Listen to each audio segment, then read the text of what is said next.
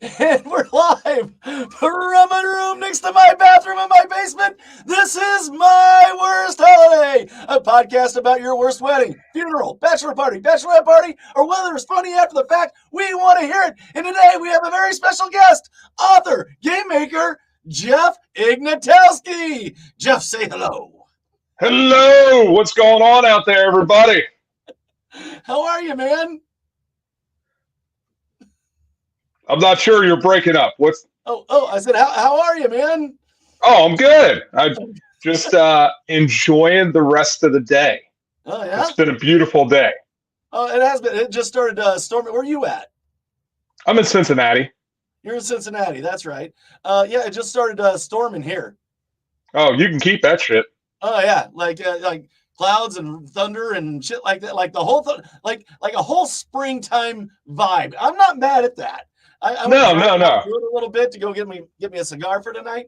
And Dude, I would much rather have that than the bullshit 4 feet of snow. Oh, no shit. God, yeah. Nobody told us we was going to get the entire winter in one weekend. Like the whole fucking thing, like winter, boom. It was just like, fuck. Like, what happened? Shit. Exactly. Yeah. We've been pretty lucky this year so far, though. I mean, we've actually had a pretty decent winter, other than just fucking January. You know, like, yeah, that sucked. So, yeah, I think we've gotten a total of a quarter of an inch here, and usually we get like 3 or 4 at least. Yeah. Talking 5-6 years ago, we'd get like maybe a foot and a half a winter. But yeah, the last couple of years we haven't gotten shit. And I'm not complaining. Not at all. No, I don't. I'm not a fan of any season where women have to put on more clothing. Absolutely. I'm not a fan of that. You know, I bet that chick's hot under that shirt, jacket, vest, scarf, fucking. Yeah. Like I can almost see the shape. Exactly. Oh, I bet she's just banging underneath all that. What the hell, guy? You got to use your imagination, and I do, Jeff. I really, really do. I use it really, really, really well. I think it's Dude, I don't understand how people in like the 15th century and shit, like with all the petticoats and all the things on, you could only show your ankle, and these guys were getting like rock fucking hard, super excited about somebody showing an ankle. Like they would lose their goddamn mind on the beach in Miami right now. Yeah, did you see the ankles on that? Oh, whore! There'd be lots of people going straight to hell. You think she likes me? They say tablecloths were really used to cover legs on tables so as not to stimulate a man, not to encourage his imagination. Unbelievable. Yeah, that's the real shit. That's fucked up. So, Jeff, tell us everything about you, man. You got the floor. All right. So, there's a lot of fucked up shit when it comes to me. Yeah. So, I actually grew up right outside of Philadelphia. So I grew up on the East Coast, which is why battery throwers, huh? Yeah, I got. I have quite the East Coast personality, which is why I'm in everybody's face. And, it's just, it's where I grew up. So I'm kind of used to that. And so, coming to the Midwest, right? Because Cincinnati is not the Midwest, but we all call it Midwest here. I'm a little south of Chicago. I'm from the Midwest. And actually, I moved like 2 hours north of where I really was. I'm a hick. I mean, you give me a knife, you throw me in the woods, I'm all right. I'm going to make it. Did you see the flannel?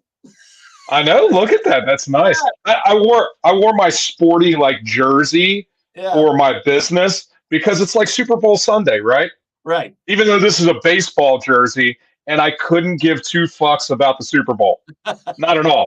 Doesn't matter what team is in it. I don't care at all. I even watch like last year it was the XFL. Now it's the UFL. I watch it. It's like the methadone of football. I mean, it's not heroin, but I'll take it. Like I'll just give me Just give me a little, man. You know. Yeah, for me, and of course, football is violent, man. Football is Yeah, a violent sport.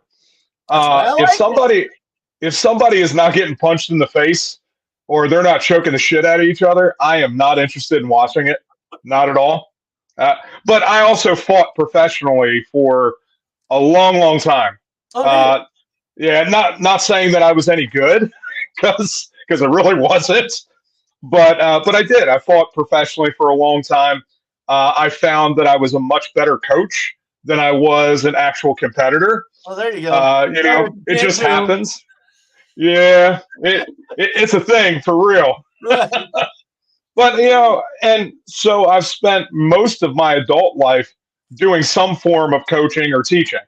I was at one point I was the regional group fitness coordinator for Crunch Fitness. I ran a whole bunch of fitness businesses, a retreat business for a while, and I love that stuff. But I also love true crime and writing. Yeah. I started writing when I was like in grade school, writing like short stories and shit. And I was really just copying off of Stephen King Yeah, and I did doing. all my writing was Blue Oyster Cult based. Like I was, it really was. Like they were my favorite band. I'm like, oh yeah, Season No Further Reaper. That's a great fucking story. You know, like I should write what he wrote in a song and call it mine. You know, like Yeah. Oh my God. I found a paper not too long ago Tracy's watching. in this fucking box, right? And it was basically the It story in about 15 pages, right? And I called it the Monster of the Lane. How do you convince? Yeah, That was the worst. Fucking, it took me years to write it because I just kept fucking throwing it down because it just sucked so bad, and everybody just kept talking me back into it. Dude, you gotta read it. I'm like, I tried. He thrust his fist against the post and still insists he sees it. I fucking get it. so So I'd pick it up and I'd read like a quarter of the fucking book and I'd fucking throw it down again 2 years later. Dude, did you read it? when I was a kid, it has always been my favorite novel of all Really? time. But you got Right? it down to 15 pages. Oh hell yeah, I did. I used to be able to read that book. The paperback version I had was 1,093 pages. I could Yeah, read it in 4 days. God. Uh, I read really, I really read it in fast. 4 years. Like I didn't. I don't like King, man. I've tried. I Man, read Christine. I read Dragon's Eye. I read The Body by the Bachman books. I read the Four Seasons. I mean, I've read a lot of King, and every time I'm just I feel the same way about Anne Rice, right? yeah. Like I try to read Anne Rice, and she just like takes 14 pages to describe the fucking room. And I'm like bored to death by the time that happens. I'm like, Description, man. Just yeah. color in the room. I'm like, fucking summarize. Yeah, Summarize. there was a place where the person touched the dust, and you could tell it was on the shelf. You could see the shelf there, lonely in the dust. Somebody had gently touched it. Yeah, like Crichton. I got into a lot of Crichton. I still think Yeah, he's good. Jurassic Park is probably one of the best books I've ever read in my fucking life. I'll die on that hill. Like I gave that book. I had a paperback. And I bet no less than 7 people read it. But by the time I got it back, it was all fanned out. Pages falling out of it and shit. Like, why are these stuck together? Yeah. Oh. Like somebody really likes dinosaurs. Really like Crichton. So I'm a huge Stephen King, or not Stephen King, Star Wars fan. Obviously, we already and I'm really into. Jeff, we're on a podcast. By law, you have to be a fucking Star Wars fan. Oh, for sure. Otherwise, they take away your whole podcasting credentials. Yes, they should. Yes, They should. They should. So I used to be once upon a time in a former life. Alex I was a member of the I was a member of the 501st. I used to wear my Imperial officer uniform and go to like charity events and hospitals and all kinds of shit. And it was a lot of fun uh, and a lot of fucking drama. Oh yeah. But it was good. Some of the people are uh, are very very militant Yeah. about their costuming standards. And I used to get in trouble all the Well, they time. got nothing else to do in their mom's basement. You might as well get real militant on the Empire. I mean, that's Yeah. the only thing left to do. That and jack off. But like, So I'll like wash the sheets, Mom. Don't worry about it. I used to get in trouble all the time because as an Imperial officer, I'd wear my sidearm, right? But Right. I would also carry a lightsaber. Oh. And so Oh, dude. and so it was like I know man. it was the unforgivable sin. Yeah. So I went to a book signing, and I was there as a member of the 501st with Matthew Stover. He's one of the authors when the what did they used to call it? I can't think of what it's called now. But when the legendary material was actually canon, and so Stover was one of the writers. And so he was writing a book called Luke Skywalker and the Shadows of Mindor at the time. And we were there and we were talking about it and we were kind of laughing. And Stover's kind of a crazy guy. But we were laughing about the fact that people were getting pissed off because I had my lightsaber. And he was like, Jeff, he was like, just wait, brother. I'm like, okay, what? He was like, wait until you read Luke Skywalker and the Shadows of Mindor. And now in that book, I tried to get him to put my character in the book, and that didn't happen. But he has stormtroopers and Imperial officers that have lightsabers. Oh. So for about 6 months until Disney took over, I was actually canon, and they couldn't say a goddamn thing. It was great. I was gonna say, there's also this argument. Fuck you! You know, like that. You know, that would be my argument, pretty much. It's you can't have a blaster and a lightsaber as a stormtrooper. Fuck you! Come here, I'll kick your ass. It's funny because then when you look at like, fight me, they're fucking Poindexter. Oh man, people get heated. Oh, it's crazy. Yeah, I know. It's unbelievable. But you know, so then I go from all of that stuff, and then I get into the true crime world, which is a very, very interesting world to be in, especially in the current climate in which we all live, right? Yeah, I watch Snapped like every night, or Dateline, or some shit like that. Something nice to fall asleep to, you know. Absolutely. Murder, you know, like she's always like, he's like, don't fuck up. I watch a lot of crime shows. Well, see, what's funny to me is we have an entire culture of people, right?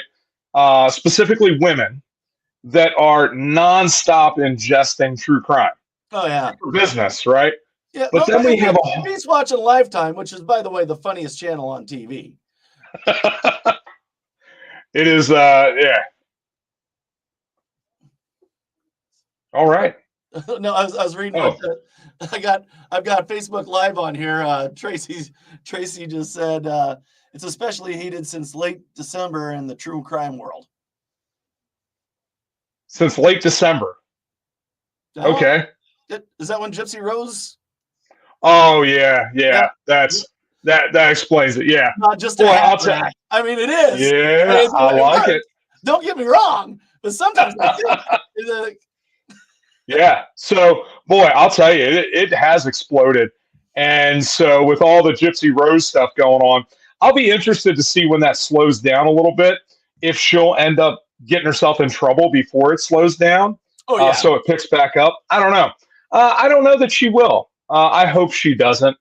But, you know, I hope that a lot of people don't end up back in jail. But I don't know what the likelihood of that is. Okay, here's the scenario. It's not like she's a talented person. You know, it's not like, oh, I've got my movie career now. You know, like she really has nothing to fall back on other than hey, killed my mom. Yeah.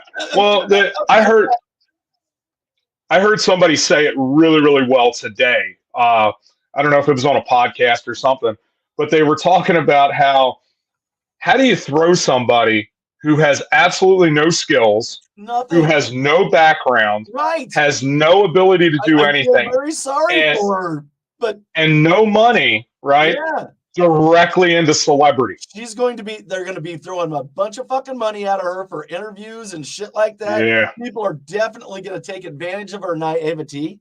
They're definitely Yeah. going to run this poor fucking girl ragged. Yep. So yeah, this is why I say like psychologically, if you put it together, like she only has she's going to have a little bit of money, no education as to how to use it or take care of it. Yep. And some goon's going to come along to try to. In fact, I think she's married to the guy. I don't know. The guy that looks just like her mom. Yeah. Yes. Which is unbelievable. Those fucking side by side pictures are wild. I'm like, what? Dr. Freud, your 3 o'clock is here. Okay. Yeah. Talk about that. Man, I'll tell you, I'm not a huge fan of Freud, but man, he got it right when it comes to that one. I mean, it's dead on. Like, you one of them fucking Skinnerists, are you? Is that what you are? You fucking Skinnerists? Social cognitive, Jeff Inatowski. I try to remain as central as possible. Okay, I believe if you mix the two, Freud and Skinner, I think you got the right answer. I think if you put them together, you got the right thing, because we all conditionally respond. We're all fucking sexual. We're all we have so much more in our being than just A or B. Absolutely. Exactly. Absolutely, and I think with Freud, how much coke do you have to snort to come up with some of those fucking ideas? All of it. Yeah.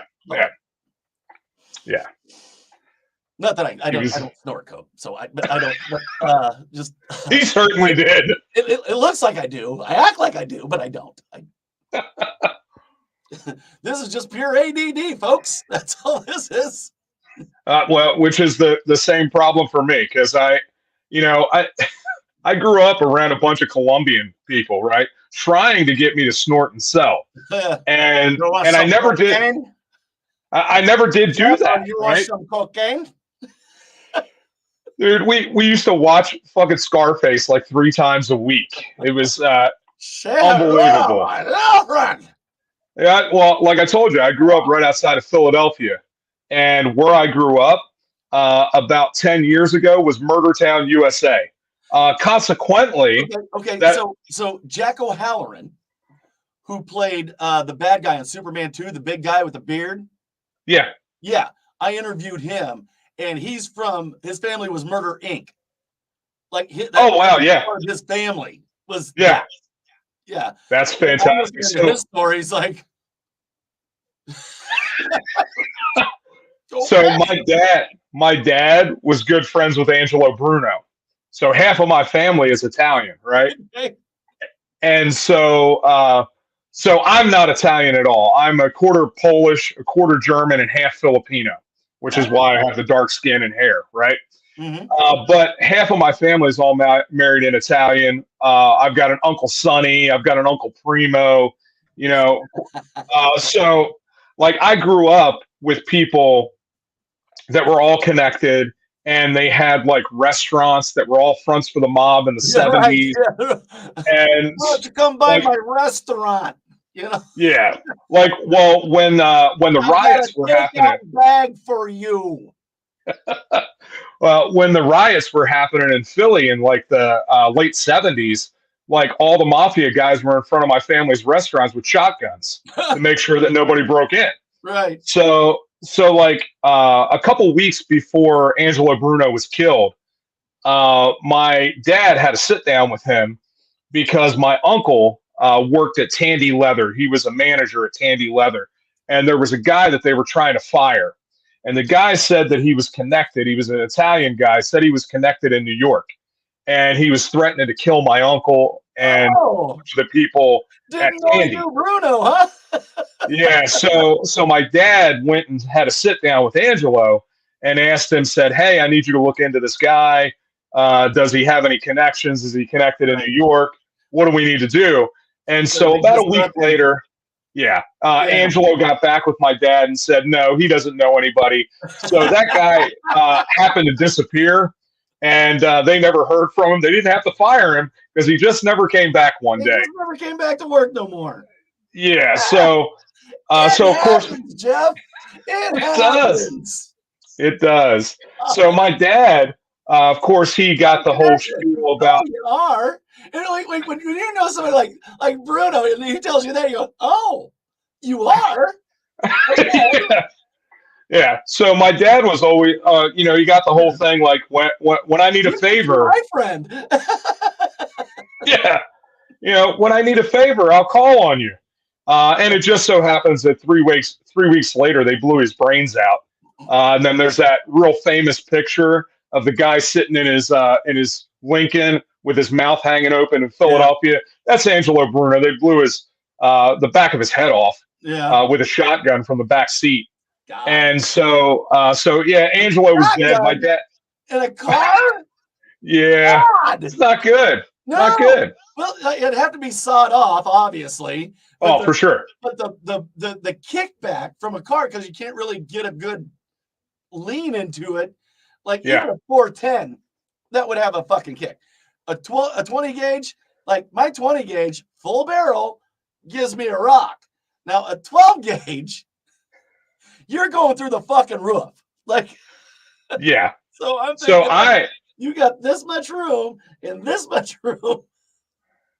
I got a 12 gauge next to me right now, Yeah. right? And it has I forget what it's called. It's a compression coil, is what it is. Right. The stock on it, It gives you a good. yeah. Oh man, that thing is fantastic. That thing shoots like a dream. Is that right? It is fantastic. The first time I shot, like I weighed probably 75 pounds the first time I shot a 12 gauge, and I shot it with a 3-inch deuce mag, which is just this badass fucking. Like my buddy watched me, like it threw me backwards, like I kept taking steps backwards. It literally looked like out of a sitcom kind of a thing, and I'm leaned into it. I know how to shoot. Wow. I've been shooting 410s. I've been shooting 20 gauges, and I'm leaned into it. And it just took me, I bet 10 feet that I stumbled backwards.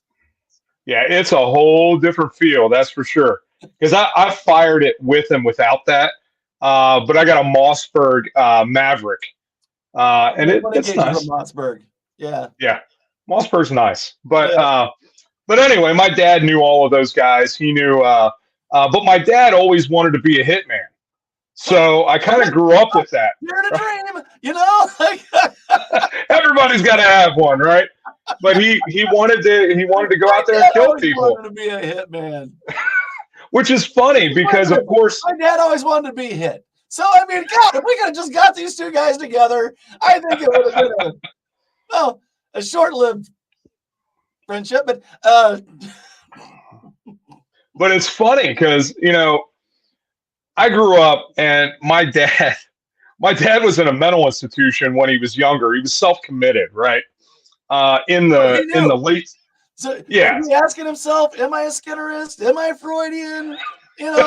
And so he's like, "You know what? I better go get this shit checked out." So he checked himself in. Well, the problem was his girlfriend, I guess, had cheated on him with his best friend. Oh. And so he took a bunch of guys and surrounded her house and was gonna kill both of them. Okay. And so when he did that, my grandfather kind of got him out of it, and they were going to put him in jail for it, for the terroristic threatening and all of the stuff. And so they were going to put him in jail for like a year, and instead he was able to self-commit to the mental institution and get out of it. That makes sense. I was going to say that makes more sense. But the problem was sociopathical people don't just go and check themselves in. no. So he was trying to get out of jail, but when he got there, they said that he was what was it? He was schizophrenic with homicidal tendencies. Was what his diagnosis was. Now, while he was there, they they tried to do shock therapy on him, right? And Okay. so he found out that they were going to do that. So he stopped taking the medication that they were giving him, and he called up my grandfather and said, "You got to get me out of here. There's a Right. problem." Yeah. And so he was Decided a not to have any more teenager. Thorazine, huh? That's a Yeah, good boy. Yeah. he was a teenager, No right? lithium for you. So as a teenager, he was in the adult section, which was really bad. He ended up meeting a lot of people there, and they ended up getting him out. So he got to go into like another part of the hospital where they had the morgue. One of the orderlies snuck him out into there, and when he went down there, he found his number on one of the drawers, Whoa, right what? in the hospital. Yeah, his not inmate but prisoner number, I Right. Well, guess. whatever. Yeah, the serial number that they Yeah, give you or whatever. and His number and was on he's one of the drawers. yeah, he saw that and he said, "I got to get the fuck out of here. They're going to kill me. They're gonna They're whack planning you. on me. Yeah, Yeah, you're they're getting planning whacked, on me dude. getting killed." Right. So he had my grandfather petition the local government to get him out. Like either And so that or they're fucking psychics. I don't think they are. yeah, not so much. So Exactly. he ended up getting out of there, and he got a clean bill of health. Said he was completely sane. Uh, he's got the paperwork. This is some crazy So shit, dude. so and it's fun. I have not told this story, that specific story, ever. There are a lot of people see me I on got an podcasts. exclusive. Woo! Yeah, Look at I that. talk I about got an all. exclusive, everybody. At some point, I'm gonna write a book that's gonna include a bunch of that shit when it comes to my dad, because he has had a wild, wild life, and so That's you fucking know bad he. shit. So after that, he uh, he ends up meeting Manson in the late '60s, right? Oh, okay. And so Okay. I got to relate. I got it brushed with greatness with Manson. All right. Anyway, you go ahead and I'll tell you. It's not that funny, but anyway, go ahead. okay, so my story is Both actually of those really funny. stories are very funny. So my dad actually meets a couple of the girls. They're out in a park, and Oh, they meet a couple of the girls because Manson always had girls around right, him. He right. always traveled with a bunch of girls, and he was, for a while, when he wasn't in prison, they were very transient, and they were moving around the country, going and just Right. playing music, and doing the whole kind of He hippie was thing. almost a So, monkey. yeah, yeah. So my dad meets a couple of the girls, and they say, "Hey, you want to go and party?" Oh no. And my dad says, "Yeah, you guys got any drugs?" And they're like, "Yeah, but we got to ask Jesus first." So they take him to a park bench, and Manson comes out of this hotel, and he's playing his guitar, and he's sitting down on this park bench, and they go up there, and now my dad is about 6'2" and about 220. And Manson looks at him. He talks to the girls. He says a few words, and he looks at the girls and says, "He can't come to the party." And so my dad gets pissed off and he walks away. He leaves and he talks to his buddy and he says, "Hey, we know where this fucking party is tonight. We're going to go back and we're going to rob that guy of his drugs." Right. So my dad and his buddy go back to the hotel and they listen at all the doors and stuff looking for this guy, and they cannot find him. They must have left and went somewhere else to Yeah. have the party because they went back and looked. My dad was going to rob fucking Manson. I was going to rob Manson. But I mean, like I told you, he was in the mental institution before this. Right. He was, the stuff with Angelo happened much further after this. Right. But right. he had always, if Manson would have had enough forethought, my dad would have ended up being Tex. Yeah. So. Well, I like that he's influenceable. Yeah. Like, as a hitman, you should be kind of influenceable, I guess. Well, I think that was the problem. Manson didn't want to have anything to do with him. No, absolutely not, because he was a threat to Manson's masculinity, and he wasn't going to let anybody that was going to be Yeah. Yeah. And, It's and something that my he can absolutely control with drugs yeah. or something else Yeah. to continue Yep. doing what he wanted to. Yeah. Yeah. Looking at All your right, old Manson man. story. Yeah. Like, no, he's not invited to the barbecue. No, No. no. No. All right, you had a Manson story. Yes. I used to build bulk grain bins. Okay. And for a sweatshop when I was younger, 100 years ago. And anyway, they'd they had these flat loads, is what they call them, but they was grain bins that was all broken down. And then we go out to California and put them together. And I ended up in the San Joaquin Valley outside of Corcoran, which is, I looked across the way and there's Corcoran prison. So I was like, I was right outside of Chuck's house. So Oh wow. yeah, so if I looked across the way, I could see where Charlie Manson was right then. And that was back So in the late 80s, early 90s.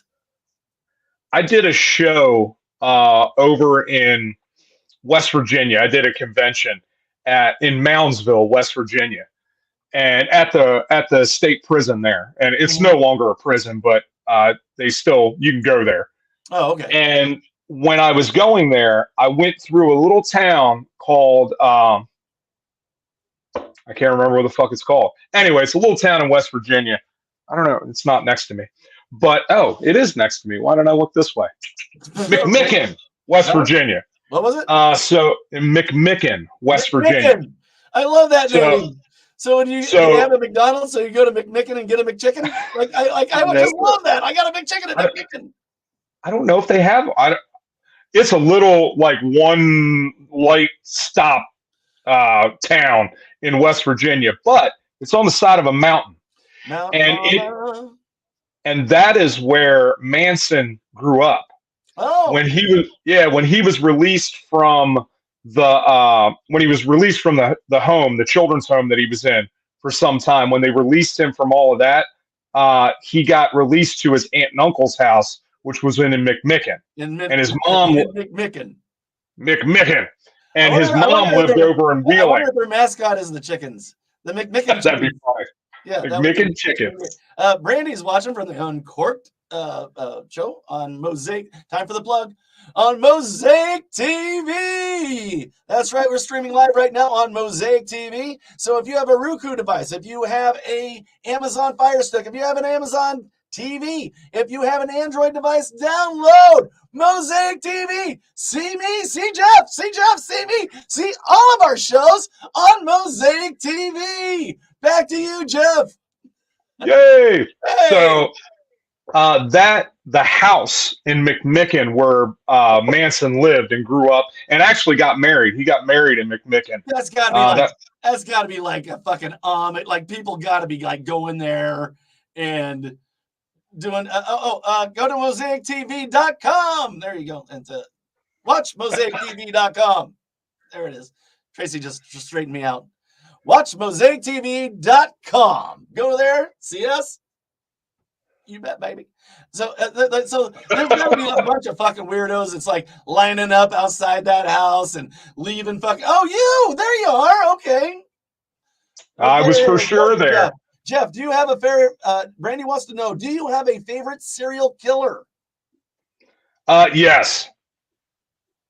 Okay, the answer is yes, Brandy. Glad for asking. All right, so anyway, back to your story.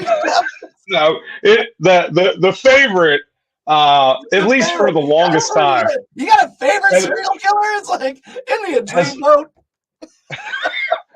Has always been H.H. Holmes. BTK, I always thought that's where mine is. It's a BTK and KC. That's where I just made that up actually. I oh, okay. So that's funny you would mention that because that little mask up above my head there is a replica of BTK's mask. Oh, really? One of the masks that he would wear. And so it's funny because this is disturbing. Out of all of the serial killers, he is the only one that I've actually spoken to. You've spoken to him? Oh, yeah, I've talked to BTK. Matter of fact, this is really funny. This is a funny story. So I know his surrogate daughter, right? There's a girl in Alaska. But anyway, go ahead. My friend Ashley Keto. when BTK got arrested and everything, and his family decided to walk away from him, she would go and visit him in prison all the time. And so she still talks to him like twice a week because after COVID, they shut down all of his visits and everything. But she has his. God damn it! When you can't go see a serial killer over COVID, I know, it's terrible. What the fuck is this world coming to? Really? What the fuck is this world coming to? So she has his will and has to spread his ashes when he dies. So I asked her, who is this? Dennis Rader, BTK. No. I mean the person. Oh, Ashley Keto. Keto, and that's it. Yeah. She lives in Davenport. She lives in Iowa now. She lives in Davenport, right up the road from me. Okay. There you go. Yeah. She is. She's amazing. Yeah. She's awesome. Yeah. Okay. Matter of fact, I think she's taking a trip. I think she's going to Mardi Gras. But right? Anyway. As long as she's not going to LaSalle, I'm pretty happy. So.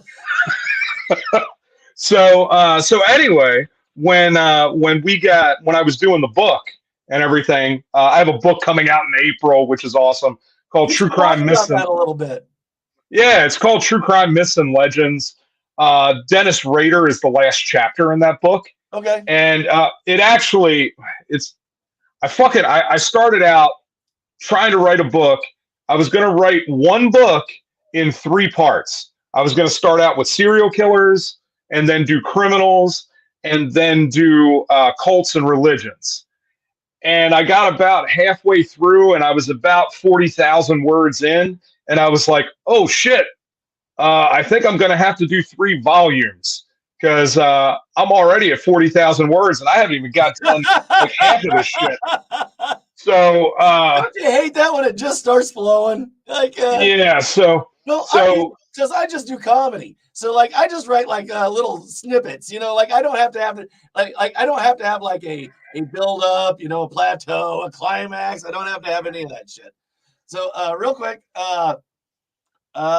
Tracy wants to know, ask him about the killer game. It's all about serial killers. I'm trying to get Tori to play it with me. Oh, yeah. So Killers the card game is my original game.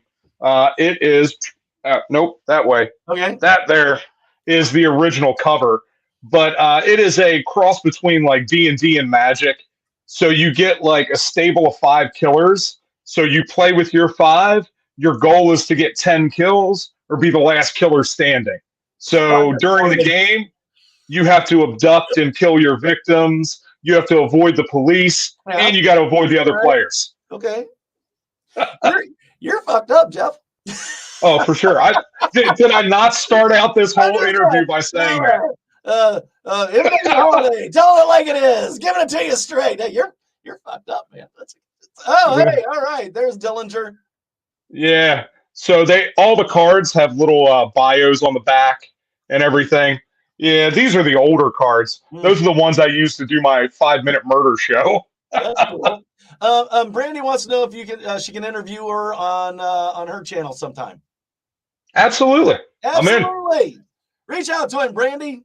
He's absolutely a delight to have on. He's like super awesome. So, like, I think we could hang. Actually, I think you and I could probably hang. Let me show you this shit. I just got this today. All right. That's fun. It's a fucking, in the sideshow. Yeah, I get it. You got the Wheel of Death, and I'm gonna take that and give away a whole bunch of shit at my next convention. I wish my wife was in here listening to this. She'd be shitting herself because she just fucking loves this true crime stuff. Dude, it is it's been crazy, like the amount of people. Because I do conventions all over the country, right? I'm fucking all over the place. Like here in a couple of weeks, I'll be in Kansas City. Like this is what you do. So no. Oh, okay. So I have a full-time job. I work full-time for Cintas. So I drive a truck. House. No. Golly. Yeah. No. Oh no, neither me. That would be creepy. Yeah, I was acting like you. Yeah, I was like. Okay, no. I deliver uniforms. Okay. No. And I poke things with a fork for my living. It's a. Only people though. Only people. Right. Only people. So anyway, I work for Cintas full time, and then my business. I actually have three businesses now. I have the gaming company that I run that creates and sells all of the different true crime games that I make. I am releasing my sixth game in March on Kickstarter, and I'll show you that here in a little bit. But I also have a business where I do public speaking. So I talk about serial killer psychology. I talk about, inside the mind of a killer live. I have a talk on that. And now true crime myths and legends. That also encompasses my writing. The book is part of that.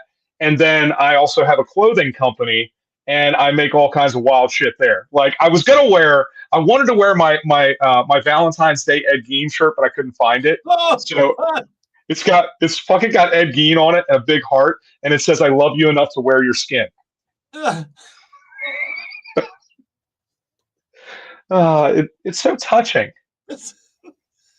I know. That's love. I love you so much. I'm gonna eat your heart. So, common misconception, and I actually cover this in the book. Ed Gein was never a cannibal. Really? No, he never ate anybody. Huh. Dahmer, cannibal. A good chainsaw and like a perk little body, like that's who doesn't, like he had more fun putting the skin back on himself than he did eating any of it. He actually said that, you think he ever did that Buffalo Bill thing in the mirror? I'd fuck me. Like I don't know if he did it, but I've done it. I mean, who the fuck hasn't? I'm just saying. Sometimes you got to learn how to tuck. Exactly. Who hasn't done the tuck? Yeah. Absolutely. We're fucked up, dude. There's a reason why I was encouraged to be here. I'm glad you were. I absolutely glad. I've had just the absolute best time with you. We're coming up on 45 minutes, which is where I like to keep it because of commercials and stuff like that. If it starts going to Mosaic really starts hitting, getting, yeah. So, but I definitely want to have you back on again. What I want you to do right now, though, is I want you to tell everybody about you. We never really because I usually go, well, let's go into story time. We didn't have to do that. It was just so fucking fluid that it was amazing. And I really appreciate that, Jeff. It was such a good time having you on, and I appreciate having you on. I'm going to definitely have you on again. Absolutely. I usually wait several months, you want to break it up a little bit, but absolutely for sure. Gonna have you back on. But I want you to tell everybody about you, where they can send you money, where they can get a hold of your merchandise, everything. So you've got the floor. Go, baby. All right. So you can go. There's two ways to get to me. You can go to scorpionlairgames.com. Oh, yeah. Oh, yeah. Many have tried. I'm not gay, but you're a good-looking man. That's all I'm saying. I appreciate that. I mean, I get more and more gray. Compliment. So, anyway, absolutely. Go ahead. Yeah. So, scorpionlairgames.com. You can go there and pick up any of the games or anything. The other one that you can go to that is really helpful, it has all of my other links on it, the clothing company, all of that shit. You can go to Linktree/KillersTCG. That's the other one that you can get to. Say it again. Linktree/KillersTCG. And that'll get you to all of my shit. On March 12th is when the Profiler will be hitting Kickstarter. That game is going to be the #1 party game to learn how to criminal investigate. Like, I am not fucking around. Like, you are going to be able to play that game. And if you love CSI and all of that shit, you are going to be able to go through the police reports. Mindhunter, I still think is the best one. That's because I'm a big Hannibal Lecter fan. Yeah. I'm a huge Hannibal Lecter.